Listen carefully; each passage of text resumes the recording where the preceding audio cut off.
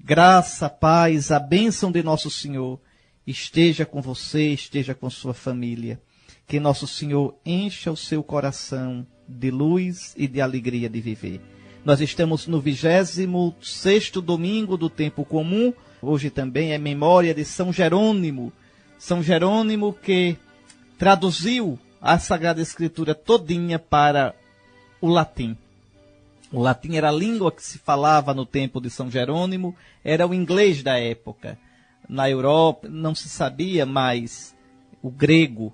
Então São Jerônimo traduziu o Antigo Testamento do hebraico e do aramaico para o latim e o Novo Testamento do grego para o latim. Então a Bíblia ficou todinha em latim. E essa tradução de São Jerônimo caiu tão no gosto das pessoas que ficou conhecido como a tradução comum, a tradução vulgar. Vulgar no sentido bom, no sentido do vulgo, do comum, do povo. E daí o nome Vulgata. É a Vulgata. O que é a Vulgata? É a tradução da Bíblia feita por São Jerônimo. E ficou a tradução oficial da igreja no Ocidente, a Vulgata. Então, quando ia tirar textos para ser lido na missa, textos para o ofício divino, todos tirados da Vulgata. Hoje existe a Neo-Vulgata, a nova Vulgata. Depois do Concílio Vaticano II, o Santo Padre pediu que se retraduzisse a Sagrada Escritura todinha para o latim, tomando a tradução de São Jerônimo e com os estudos que vieram depois, melhorando, aprimorando. Porque não é brincadeira, hoje ninguém traduz mais a Bíblia sozinho. São Jerônimo foi danado, traduziu todinha sozinho. Pense, tá certo? Por isso é que setembro ficou como o mês da Bíblia aqui no Brasil. Porque é o mês no qual se celebra a memória de São Jerônimo, grande doutor da Sagrada Escritura. Queridos irmãos, primeiro uma pergunta. Por que a igreja escolheu esta leitura para hoje? É por causa do Evangelho. Olhe, é sempre assim. Deixa eu explicar como é que a igreja escolhe as leituras de cada domingo. Está certo? Para você entender. O nosso lecionário, quer dizer, o nosso livro de leituras da missa, ele é dividido em 3 partes. Ano A, B e C. Agora mesmo nós estamos no ano B. No ano A, lê-se aos domingos o Evangelho de São Mateus. No ano B, o de São Marcos. No ano C, o de São Lucas. O Evangelho de São João a gente lê todos os anos, no tempo da Páscoa e no tempo do Natal. E também no final da Quaresma. Então aí se lê o Evangelho de João todo também. Mas vamos lá. Deixa eu dizer outra coisa. Então, vai se lendo a cada domingo um trecho do Evangelho. A gente está lendo o Evangelho de São Marcos todinho. O que terminou domingo passado, continua neste domingo. Domingo que vem, continuará deste domingo de hoje. Então, primeiro se escolhe o Evangelho. Então, o Evangelho é de São Marcos, e nós estamos lendo agora, a esta altura do ano, neste 26º domingo, o capítulo 9 de São Marcos. Já estamos para lá da metade de São Marcos. Exatamente. Daqui a pouco o ano termina. Lembre, começa já o novo ano com o advento. O tempo passa depressa, viu? A vida passa depressa. Se cuide. Então, veja. Aí escolhe a leitura do Evangelho. Escolhida a leitura do Evangelho, aí se pega no Antigo Testamento um texto, uma passagem que tem a ver com o Evangelho, que prepare para o Evangelho. Aí se escolhe. Então, esta primeira leitura de hoje, vocês vão ver que ela já encaminha para o Evangelho. Muito bem. Depois se escolhe o Salmo. O Salmo deve ser ligado à primeira leitura. Um salmo que ajude a gente a aprofundar a primeira leitura. Pronto, está escolhido. E a segunda leitura? A segunda leitura é que é complicado. Os padres penam com a segunda leitura, porque a segunda leitura, ela nem sempre tem a ver com as outras 2 leituras. A primeira leitura sempre tem a ver com o Evangelho. O Salmo sempre tem a ver com a primeira leitura. E a segunda? A segunda é assim. A igreja nos faz escutar as cartas de São Paulo. Pronto, terminou uma carta, começa a outra, sempre do Novo Testamento. Também a carta de São Tiago, as cartas de São Pedro. Sempre os livros do Novo Testamento.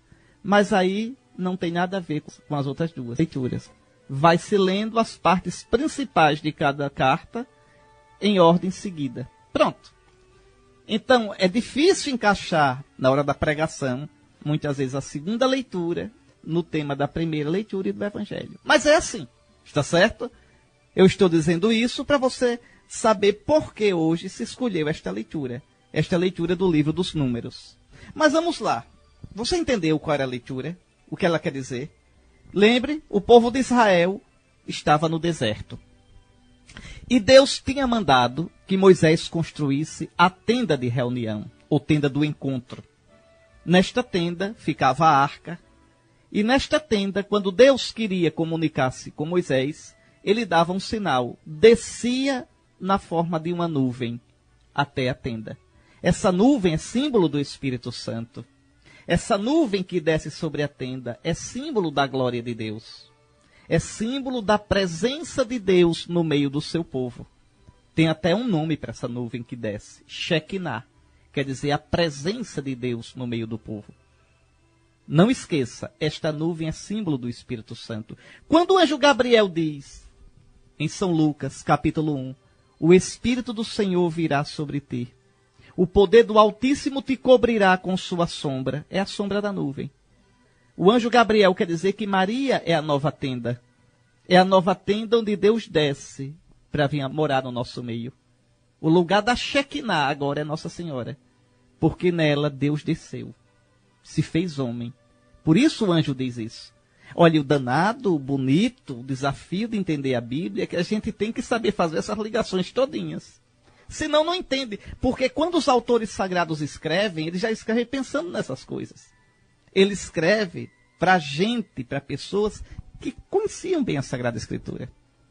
Então, é isso que o anjo quer dizer. Aquela nuvem é a imagem do Espírito Santo.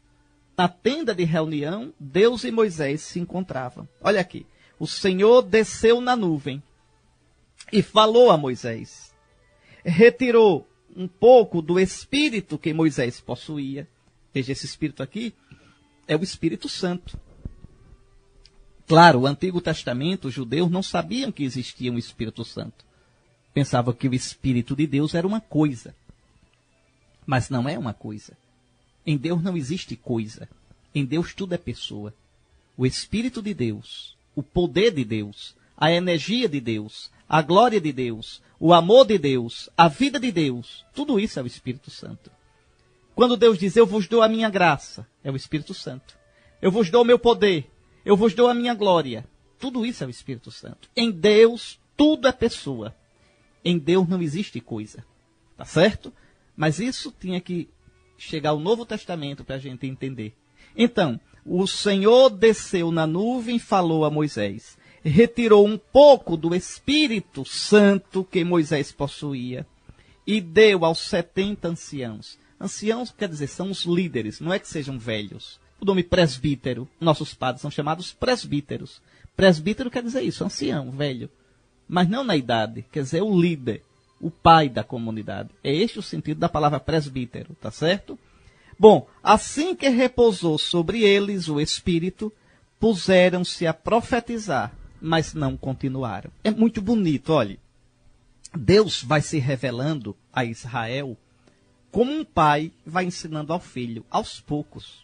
Os primeiros profetas de Israel, se a gente os visse profetizando, a gente tomaria um susto. Sabe como é que eles profetizavam? Está lá no livro de Samuel, pode olhar. Eles começavam a tocar tamborim, era o maior sambalelê. Tocava tamborim e começava a dançar. E daqui a pouco um entrava em transe e começava a profetizar. Parecia mais o que a gente vê hoje nos terreiros de candomblé. A diferença é que eles faziam isso para o Deus verdadeiro. Não para orixás, para ídolos, mas para o Deus verdadeiro. Você pode olhar lá no primeiro livro de Samuel, que até Saul inventou de ver os profetas e daqui a pouco também ficou contagiado e começou a dançar. Pois é, Saul pegou mesmo o pagode lá e começou também. Então os primeiros profetas, profetas mais primitivos, é porque a gente escuta a palavra de Deus, lê a palavra de Deus e às vezes não para pensar. Olha, minha gente, no tempo de Abraão, 2000 anos quase antes de Cristo. Depois no tempo de Moisés, 1.300 anos antes de Cristo. Esse povo de Israel era bárbaro. Era um povo de gente bruta, como se diz. Não era gente educada, não. A gente comia com a mão, sentado no chão, entende? Não era brincadeira, não. Não era gente fina, educada, de garfo e faca, não. Veja, são tribos bárbaras. Não esqueça disso, não. Pois bem, essa história de Saul dançando, você pode olhar 1 Samuel, capítulo 10, versículo 9 e seguinte. 1 Samuel 10, versículos 9 e seguinte. Tem lá, conta a história de Saul que começa a dançar lá com os profetas. Pois bem, então esses primeiros profetas, profetizar era isso, eles entravam em transe e falavam em nome de Deus. Como também tinha outro modo interessante de profetizar, os Urim e os Tumim. Você pode olhar no Antigo Testamento, no livro do Êxodo, né, no Pentateuco, que se fala nos Urim e nos Tumim. O que são os Urim e os Tumim? Eu vou dizer, vou explicar. É como os búzios. Então ia lá uma pessoa consultar o Senhor. Diz, fulano foi consultar o Senhor. Aí perguntava ao profeta. Né, profeta, eu quero saber, olha, tal coisa, o que é que Deus diz? Eu devo fazer da minha vida? Aí o profeta rezava, pegava os Urim e os Tumim e jogava. Repare. E dizia, olha, Deus está dizendo isso. Você está assustado? Veja, isso é lá no Israel primitivo. Deus vai pegando os costumes daquele povo bruto, daquele povo que adorava ídolos, e vai purificando. Já os grandes profetas, Isaías, Ezequiel, Jeremias, aí já não fazem mais isso. Mas aí são profetas do século VIII a.C., do século VI. Isaías é do século VI. Elias é do século IX a.C. Aí já são mais civilizados. Século IX, VIII, Elias. Então já são profetas civilizados. Mas aqueles primeiros, eles viviam em confrarias, em comunidade de vida. É verdade, estou brincando não. Em comunidade de vida, viviam juntos. Né? Tanto que o pessoal tinha os profetas como doidos. Chamava de videntes. Ah, aquele vidente, espia aquele vidente. Quer dizer, gente meio abilolada, meio aluada. Deus escolhe cada raça. Escolheu a mim, escolheu a você. Mas é assim. Então, veja, era assim que eles profetizavam. É isso que o livro dos Números está dizendo. Veja, Moisés foi à tenda de reunião e levou os 70 anciãos. Para que esses anciãos? Lembre, é que o sogro de Moisés, Jetro, tinha visto que Moisés atendia o povo, desde de manhã até a noite, e não dava conta de atender todo mundo. Aí Jetro tinha dito, você acha certo isso que você está fazendo? Você sozinho atender esse povo? Você vai se matar, vai se acabar, e você não vai satisfazer as necessidades do povo. Peça ao Senhor que o Espírito que ele deu a você, de discernimento, de sabedoria, ele dê também a outros. E aí, pronto, você faz o seguinte, você divide o povo em grupos, como os tribunais nossos, primeira instância, segunda instância, você divide e só as questões mais sérias você resolve. Pronto, assim, nem o povo fica estressado nas filas sem ser atendidos, e nem você se acaba. Foi o que Moisés fez. Escolheu, tá certo, alguns anciãos, né, 70 anciãos, e os convocou à tenda, rezou sobre eles, e o Espírito desceu sobre eles. É isto aí. E eles começaram a profetizar. Devem ter aí ficado tudo, eu vou usar uma palavra, eu sei que eu sou bispo, mas deixa eu dizer, ficaram meio doidões, devem ter começado a cantar, a dançar, talvez até a falar em línguas, mas só naquele momento. Então foi isso que aconteceu. Compreenderam? São modos primitivos de manifestar a comunhão com Deus. A comunhão com Deus é uma só, meus queridos irmãos. É aquela que você experimenta na oração, rezando diante do Santíssimo, rezando na sua casa. Mas essa comunhão que é uma só, ela se manifesta de acordo com o estágio cultural de um povo. É muito importante discernir, compreender isso. Uma coisa é a comunhão com Deus, a graça de Deus. Outra coisa é como esta comunhão, como esta graça aparece, se manifesta concretamente. Você vai num mosteiro beneditino, essa comunhão com Deus se manifesta na beleza da liturgia, serena, no canto gregoriano, na beleza da igreja. Você vai numa comunidade da renovação carismática isso se manifesta, né, com eles rezando em línguas. Então, são dois modos diferentes de expressar a mesma realidade. Aí você pode dizer, mas Dom Henrique, por que tem que ser assim? Ah, meu filho, porque ninguém bota limite em Deus. Ah, se a gente pudesse colocar cabresto em Deus. Mas não pode, ele é livre. Ele faz como quer.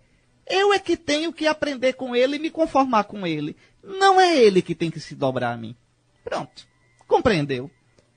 Muito bem. Agora, claro, na igreja, né, no povo de Deus, existem aqueles que têm o dom de fazer o discernimento. O que presta e o que não presta. O que é precioso e o que é porcaria. Pronto.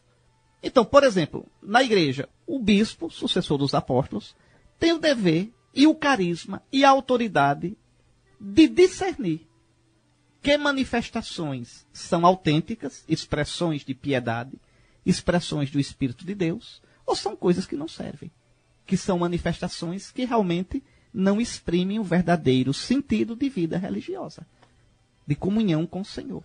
Mas é fanatismo, ou é crendice, ou não edifica a igreja.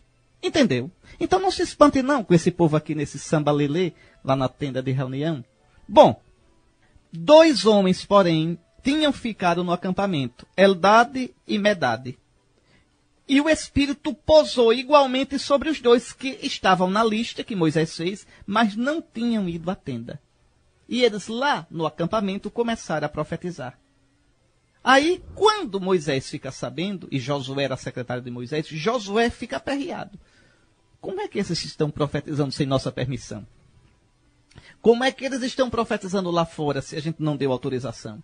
Moisés, meu senhor, manda que eles se calem. Interessante o que Moisés diz a Josué. Josué verdinho, afoito, tem ciúmes de mim. Quer dizer, tu estás preocupado com a minha autoridade. Quem dera que todo o povo do Senhor fosse profeta e que o Senhor lhe concedesse o seu espírito. Moisés é sábio. Moisés sabe que não pode controlar o Espírito de Deus.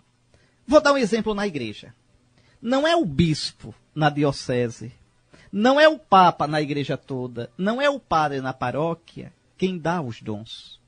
Os dons, os carismas, quem dá é Deus, nosso Senhor, o Espírito de Deus. E dá a quem quer, dá como quer, dá um dom de aconselhar, dá outro dom de oração de fé, de intercessão, dá a alguns o dom de curar, dá a outros o dom de cantar, de liderar, veja, de consolar, de aconselhar. É Deus quem dá, não é o padre, não é o bispo, não é o papa. Compete ao bispo, ao padre, ao papa, discernir para que esses dons não sejam usados para destruir, não sejam usados para dividir. Mas o bispo, o padre, o papa não devem sufocar os dons, devem orientar, coordenar, tá certo? Para que os dons sirvam, como diz São Paulo. Você pode ver isso muito na primeira carta de São Paulo aos Coríntios. Olhe lá o capítulo 12, o capítulo 13, quando São Paulo fala dos dons e dos carismas. São dons do Espírito de Deus para a edificação do corpo de Cristo, que é a igreja. Vamos supor que alguém tivesse o dom de curar. Pronto, um dom assim, bem de curar. Mas essa pessoa fosse fofoqueira, falasse mal do padre, dividisse a comunidade. O bispo, o padre, pode dizer, fulano, olha, você não vai mais aqui na comunidade fazer isso não. Curar ninguém não. Ah, mas foi um dom de Deus. É, o dom é de Deus. Mas o Deus que lhe deu o dom, me deu o carisma, pelo sacramento da ordenação, de discernir o uso que você deve fazer. E você está usando para dividir. O outro lá, esse aqui, escute só. O outro lá tem jeito para liderar o coral. É um bom maestro. Oh, mas é um inferno no coral. A briga que véia come. O maestro tem dias que está aluado. Pronto, diz, fulano, vem cá. Procura aconselhar. Procura ajeitar. A pessoa não se corrige. Fulano, você não vai ser mais maestro não aqui. Tá certo? Mas Nosso Senhor me deu esse dom. É, mas aqui não vai usar. Porque Nosso Senhor dá os dons, os carismas, para a edificação do corpo de Cristo, do povo de Deus, não para a destruição. Então Moisés aqui é muito sábio. Moisés sabe que se Deus deu o espírito lá, a Eldade e Medade, que estavam fora da tenda, é Deus quem dá. Moisés vai poder impedir? Não. Pronto, o que Moisés vai acompanhar é que esses anciãos usem esse dom que receberam de modo sábio, de modo digno de Deus, servindo aos irmãos. Se não usar, Moisés suspende. Pronto, você tem o dom, mas aqui você não vai usar. Porque você pegou o dom de Deus e está deturpando. Nenhum carisma, nenhum dom é absoluto. O dom, o carisma, o Senhor não dá para mim. Ele dá para o bem da igreja. Se eu uso e não é para o bem da igreja, então eu não devo usar. Vamos lá, você também tem dons. Pode crer. Não estou dizendo que tem dons extraordinários, de milagre, de cura. Não é isso. Mas você tem dons que nosso Senhor lhe deu. Tem dons, tem talentos, tem aptidões. São dons de Deus. Mas não é para você usar como propriedade sua absoluta sem ter que dar conta a ninguém. Não. Os seus dons, os seus carismas, você deve usar para louvar a Deus, para o bem dos outros, para fazer crescer a igreja. Seja qual for o seu dom. Você pode ser um empresário que tem o dom de liderar. Pode dizer, sim, o bispo tem uma aptidão para negócios. Ótimo. Use para a glória de Deus. Use os seus negócios para crescer. Crescendo, gerar emprego. Dar sustento à paz de família, mães de família. Dar oportunidade de emprego a jovens. Pague direito aos seus funcionários. E faça com que você, como empresário, testemunhe o nome de cristão. Veja que beleza. Ah, Dom Henrique, eu tenho um talento para política, gosto de uma conversa comprida, de um conchavo, de costurar aliança, gosto de cargo. Muito bem. Você é cristão, use este dom que Deus lhe deu de modo digno de Cristo. Não compre voto, não roube, não prometa o que não possa cumprir. Seja um político decente, um político que honre os valores cristãos, que honre a honestidade, e use o seu cargo para servir. E você estará dignificando o nome de Deus. Compreende? Quais são os seus dons, hein, meu irmão? O que é que você está fazendo com seus talentos? O que é que você está fazendo com os dons que o Espírito de Deus lhe deu? Veja, estão em você, mas não são para você usar do jeito que quer. Senão você está roubando de Deus. Quem usa os dons de Deus, quem usa os talentos que o Espírito de Deus dá, pensando, vou fazer isso para me aproveitar em prejuízo dos outros, em prejuízo do Evangelho, está roubando o que é de Deus. E um dia vai ter que dar contas a Deus. Vamos então agora rezar juntos o salmo da missa de hoje, que é o Salmo 18. A lei do Senhor é perfeita. O salmo pede, Senhor, preserva o teu servo do orgulho. Então, que a gente use os dons de Deus na humildade, sem orgulho. Moisés não foi orgulhoso. Moisés não achava que ele sozinho é que tinha o Espírito. Moisés nunca pensou que ele podia controlar Deus. Que nosso Senhor nos dê essa graça de usar os dons que Deus nos deu com humildade. Tá vendo, meus irmãos? Santiago é muito concreto, realmente. Santiago não é de conversa, Santiago não é de grandes teologias. Santiago esfrega o nariz da gente na vida prática. Mas por que essa raiva tão grande de Santiago hoje com os ricos? E agora, ricos, chorai e gemei, por causa das desgraças que estão para cair sobre vós. Vossa riqueza está apodrecendo, e vossas roupas carcomidas pelas traças. Deixe-me explicar. Primeiro vamos fazer uma distinção. São Tiago aqui está bravo com os maus ricos, com aqueles que enriquecem às custas da exploração, do salário roubado, da balança roubada, do clamor do pobre. Olhe como ele termina. Condenastes o justo e o assassinastes. Ele não resiste a vós. Então, São Tiago aqui está voltando-se aos ricos ladrões. Aos ricos que subiram na vida, repito, às custas do sangue e das lágrimas de tantos. E aqui sim, aqui você, eu, devemos fazer o exame de consciência. Você pode dizer, mas eu não sou rico não, Dom Henrique. E a gente pode não ser rico, mas sempre há pessoas mais pobres que nós. Sempre há pessoas que dependem de nós.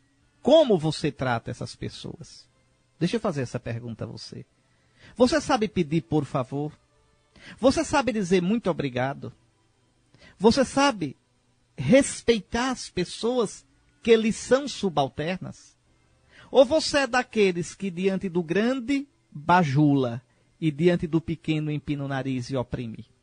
Então, primeiro isso. É preciso que a gente faça nosso exame de consciência, nossa autoavaliação. Depois, é verdade, viu?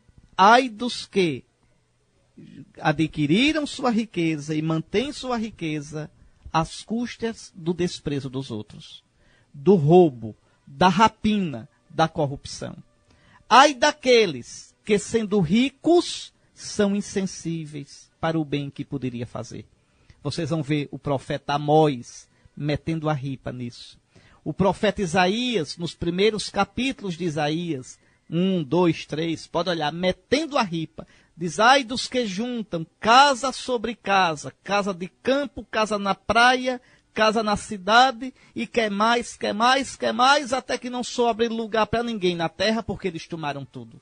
Ai daquele que vê seu irmão com fome e não o ajuda. Aqui é preciso entender, primeiro, a riqueza, se alguém junta a riqueza, essa riqueza deve ser juntada com honestidade, não às custas do roubo e da enrolada. Primeiro, isso tem que ficar claro. Segunda coisa, o rico, qualquer rico, por mais que a sua riqueza seja fruto do seu trabalho, por mais que a sua riqueza seja honesta, esta riqueza ele deve se preocupar com a sua riqueza, dar a mão a outros, ajudar a outros. Como é que eu posso ajudar outros? Dando trabalho, pagando com honestidade, tratando bem, veja, socorrendo. Como é que eu posso também ajudar outros? Participando, quando for possível, quando eu puder, de campanhas, de obras de ajuda. Eu conheço ricos que montaram verdadeiras obras, instituições assistenciais. Então, e existem ricos mesmo aqui em Sergipe que fazem isso. Eu vou dar um exemplo, sem citar nome, mas vou dar um exemplo de um que me comoveu. Ali na Serra do Machado, o Lar para os Velhinhos, tudo direitinho, tudo arrumado, não é? É iniciativa privada. Então, a gente tem que entender que a nossa riqueza, seja que riqueza for, até os dons de que eu falava no comentando da primeira leitura, eu devo também colocar a serviço. Lembre daquela parábola do rico. Jesus conta o rico que teve uma boa colheita, tão grande que ele disse, eita, onde é que eu vou colocar esse trigo todinho? Já sei, vou derrubar meus celeiros, vou construir maiores, vou juntar tudo e depois dizer, meu amigo, sua vida agora está boa. Agora é comer, beber, dormir e você tem dinheiro para o resto da vida. E aí Jesus diz, insensato, hoje mesmo a vida lhe será tirada. E o que tu juntaste, para quem ficará? Por que é que Jesus chama de insensato esse? Esse rico não soube dizer, Senhor, eu te dou graças pela chuva que veio no tempo certo, não veio a praga. Eu te dou graças porque o fruto veio bom. Primeiro isso, reconhecer que tudo é dom de Deus. Segundo, Senhor, tu me deste tanto, tanto que eu vou ter que construir celeiro novo. Senhor, eu vou tirar a 10ª parte, que não vai fazer falta nenhuma, e vou dar para os pobres, Senhor. Não, esse rico do Evangelho, olha, Jesus nem disse que ele era ladrão, nem disse que ele era desonesto. Não, mas era um egoísta, só pensava nele. É como o rico é pulão. Jesus não disse que ele era ladrão, Jesus não disse que ele era desonesto, só foi sem misericórdia, duro, insensível, frio. Nem via o coitado do Lázaro, que pedia um prato de comida na sua porta e que não tinha nada para viver. Veja. Então, vamos lá. Primeiro, a riqueza é lícita se ela for honesta. Se for riqueza tipo mensalão, tem que ser punida. Punida, sim. Punida. O problema do Brasil não é a corrupção. Corrupção existe em todo canto. O problema do Brasil é a impunidade. Está certo? A impunidade. Rouba-se e fica por isso mesmo. Rouba-se e não se devolve o roubado. Aqui está a questão séria. Padre Antônio Vieira, grande pregador do Brasil, do século XVII, ele dizia, né, quando se rouba, enquanto não se devolve o roubado, não se tem o perdão. Então, é preciso punir o corrupto, punir o ladrão. Porque não punir o ladrão não se restitui à justiça. Não punir o ladrão incentiva outros a roubar. É preciso que se entenda que o crime é crime, que o roubo é roubo e deve ser punido como roubo. Então, São Tiago aqui se insurge contra aqueles que enriqueceram e que mantêm a riqueza às custas de oprimir o pobre, de não pagar o que deve, de colocar aquele lá em situações de trabalho, situação de vida indignas de um ser humano, de querer somente o trabalho do outro e não olhar o outro como pessoa. Gente não é máquina, gente é gente, tem sonhos, tem direitos. Pois bem, tem uma dignidade. Depois, veja aqui, a segunda coisa que eu disse. O rico, mesmo quando é um rico honesto, mesmo quando diz, eu adquiri com o suor do meu rosto, ótimo, parabéns. Agora, pegue a sua riqueza e saiba investir de modo que outros também se beneficiem dela. Pegue a sua riqueza e cumpra o que Nosso Senhor diz, fazei amigos com o dinheiro iníquo. O dinheiro é iníquo, eu já expliquei aqui uma vez. Mesmo o dinheiro honesto é iníquo. Por quê? Por que Jesus chama de iníquo? Porque o dinheiro sempre nos tenta a colocar a confiança nele e não em Deus. O dinheiro sempre nos tenta a nos achar melhor do que os outros. Por isso é iníquo. Aí Jesus, para curar isso, diz, use esse dinheiro para fazer amigo. Mas amigo que receba você no céu. Não os amigos de copo. Não amigo porque vai me dar em troca. Mas quer dizer que você use o seu dinheiro também para beneficiar outros. Para que outros possam ter uma chance na vida. Tem tantos modos de se fazer isso. Os empresários sabem que existem muitos modos de ajudar. Tá certo? Terceira coisa. Além do rico desonesto, que Nosso Senhor condena, o rico que é honesto, mas é egoísta, Nosso Senhor condena também. E Nosso Senhor chama a atenção para toda a riqueza. Ai de vós que agora sorris, porque havereis de chorar. Ai de vós que agora estáis saciados, porque tereis fome. Nosso Senhor chama a atenção para o perigo de toda a riqueza, até das pequenas riquezas, as suas riquezas. O que é que Nosso Senhor quer dizer? Cuidado para não endeusar as coisas que você tem.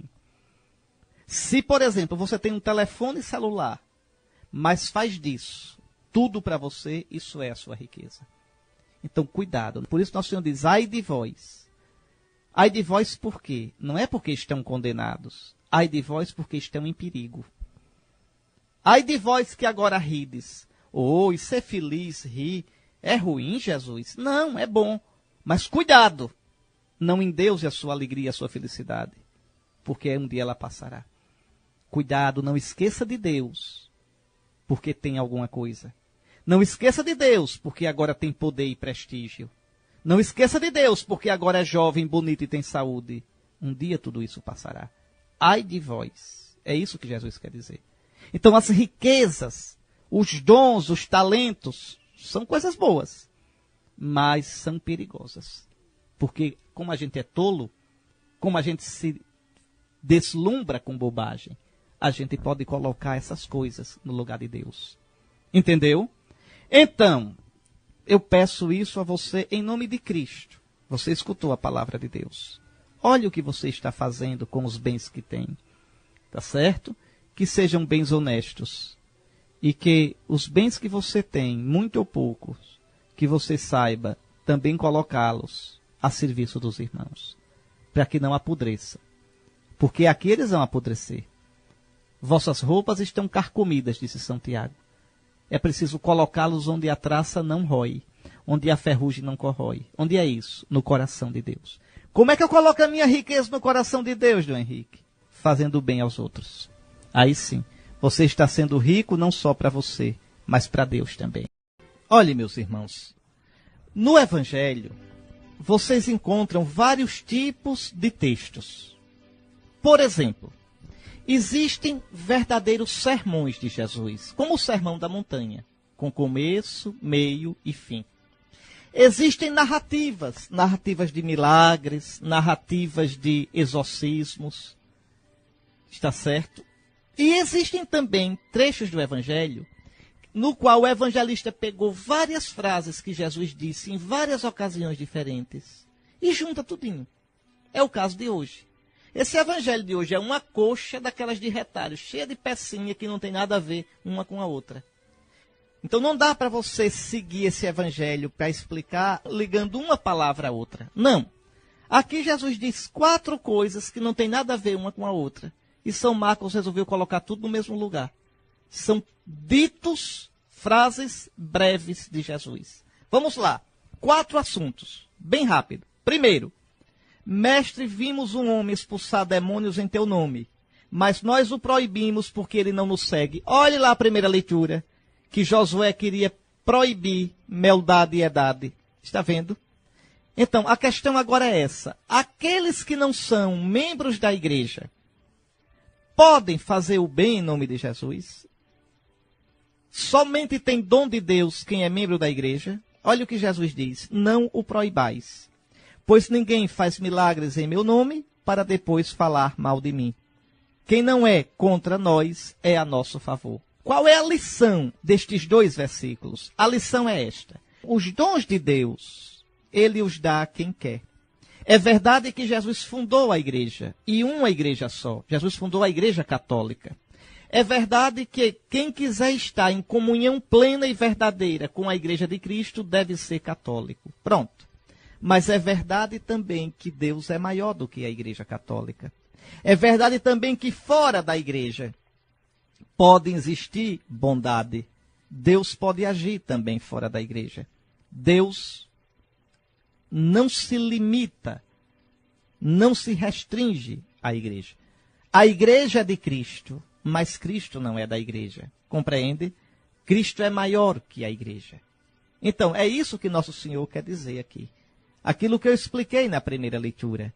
A gente não pode colocar limites, nem cabresto, nem rédea em Deus. Deus é maior do que as fronteiras de Israel. Deus pode agir no coração de um pagão. Deus pode tocar o coração de um ateu e, com a graça dele, fazer o ateu pensar o bem, desejar o bem e realizar o bem. Pronto.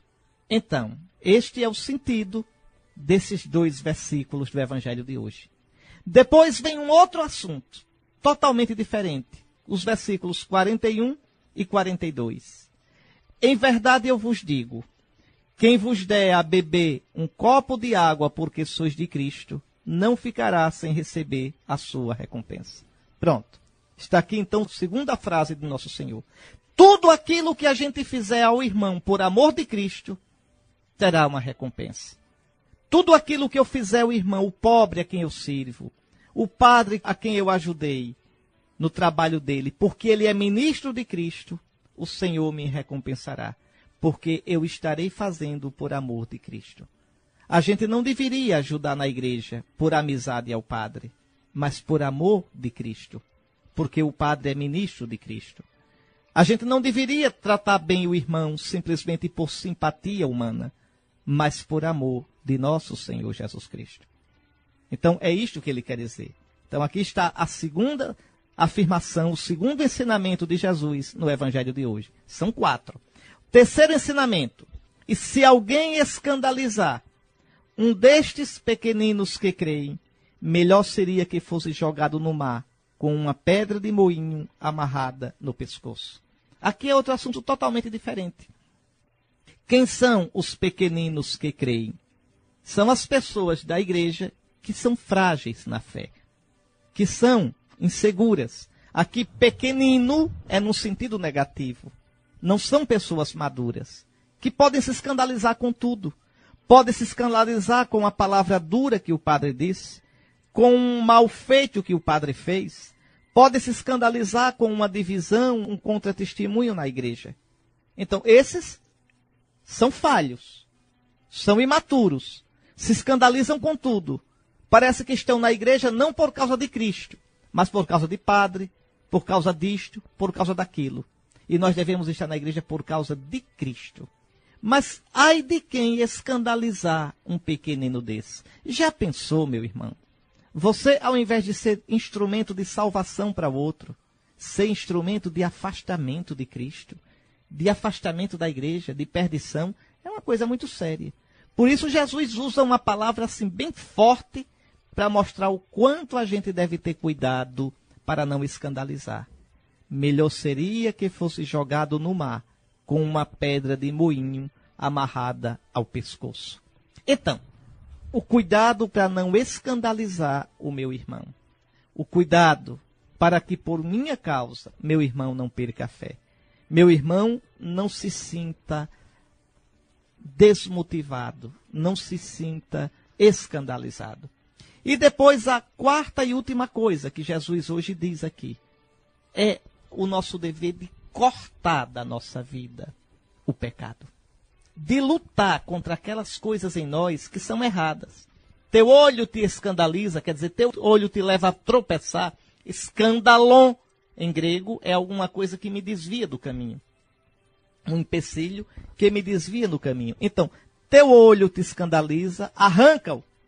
Tua mão direita te escandaliza, corta. Melhor entrar assim no céu, sem um membro, do que ir todinho para o inferno. Então, aqui já é outro assunto. Nosso Senhor nos convida a de verdade combater o pecado em nós. Combater em nós, todos nós temos aquelas coisas que não são totalmente de acordo com a vontade de Deus. O que é na sua vida que escandaliza você? Quer dizer, que faz você tropeçar. O que é na sua vida que não é de acordo com a vontade de Cristo? Qual é o seu pecadinho, a sua mania, o seu vício, o seu costumezinho de estimação que afasta você de uma vida mais plenamente cristã? Pois bem, hoje nosso Senhor diz, tem coragem e corta essas coisas. Tem coragem e arranca essas coisas. Porque se você não luta contra isso, isso vai crescendo.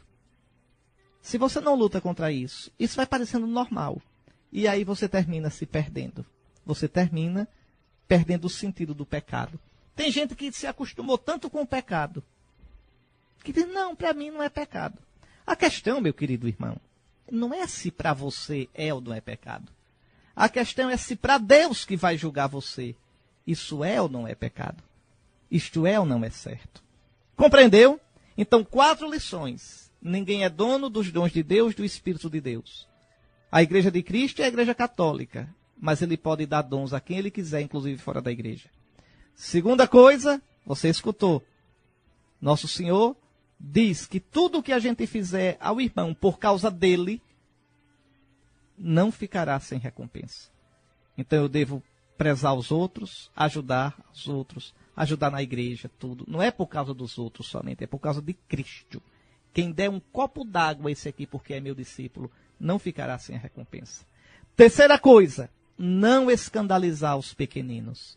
Olhe bem se sua ação, se seu modo de proceder não vai espantar, escandalizar, esfriar a fé de alguém. Quarta e última coisa, ter a coragem de cortar da vida, de lutar para cortar aquelas coisas que não são de acordo com o Senhor. Se a gente vai conseguir totalmente, aí é outra história. Mas que a gente tem que lutar, tem. Não lutar é deixar que o mal cresça na nossa vida.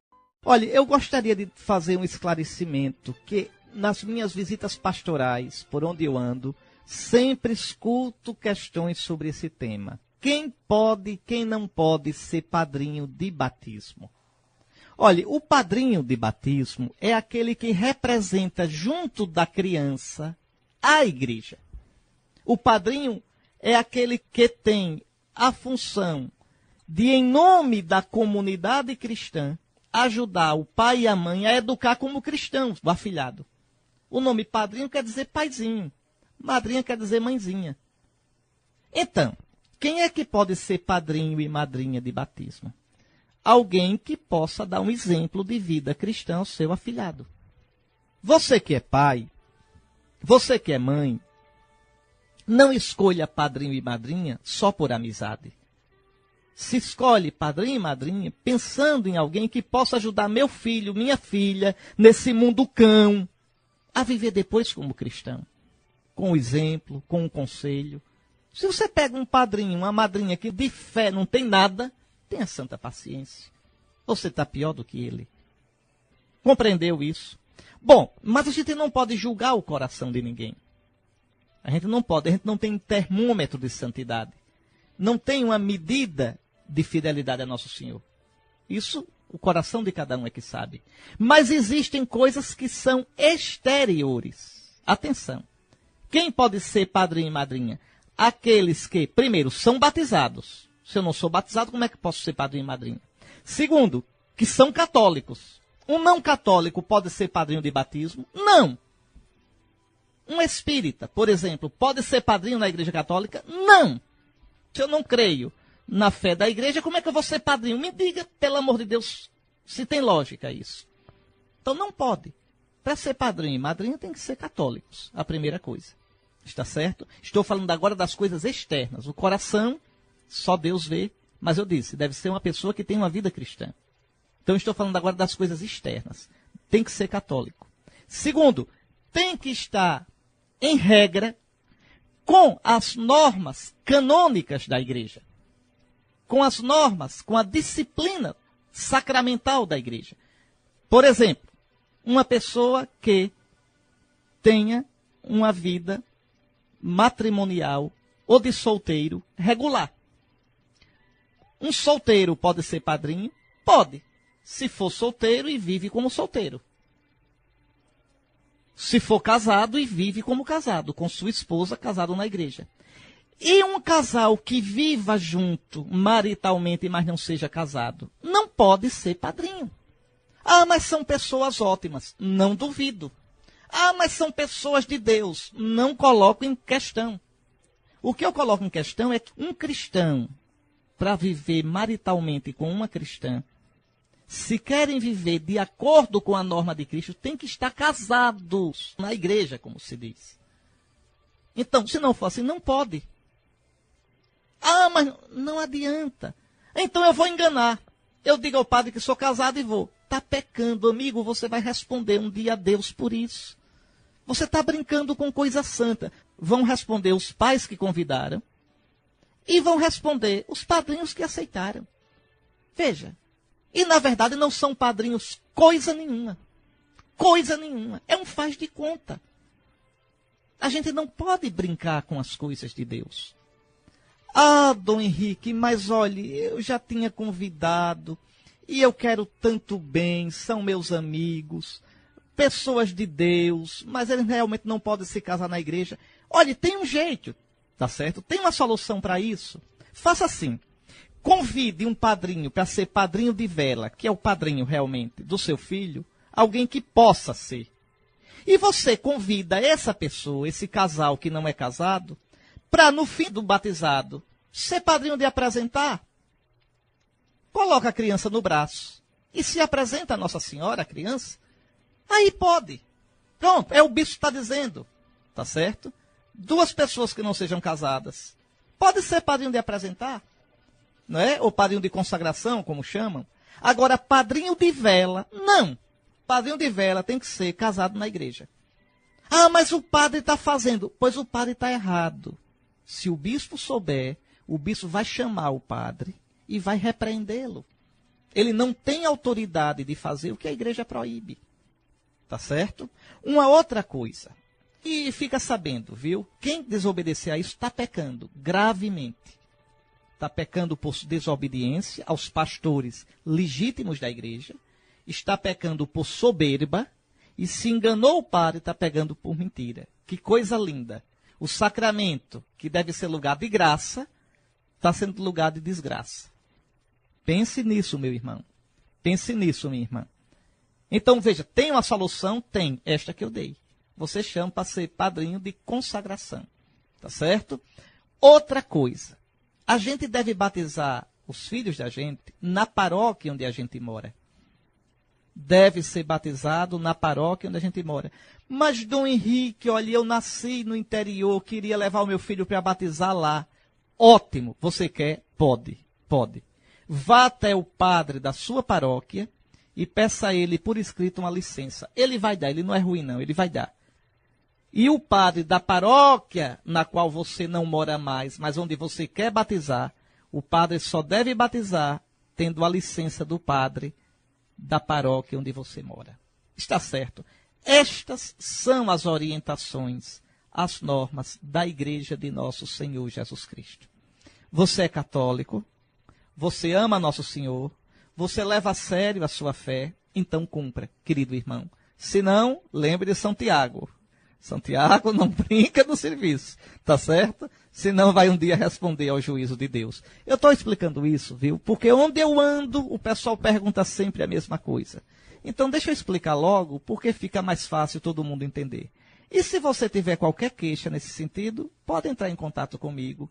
O bispo sempre receberá vocês, como tenho recebido até hoje com a graça de Deus, de braços abertos para escutá-los e esclarecer o que for preciso.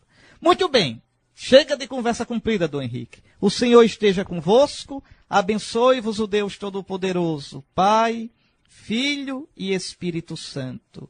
Uma boa semana, Nosso Senhor esteja sempre com vocês.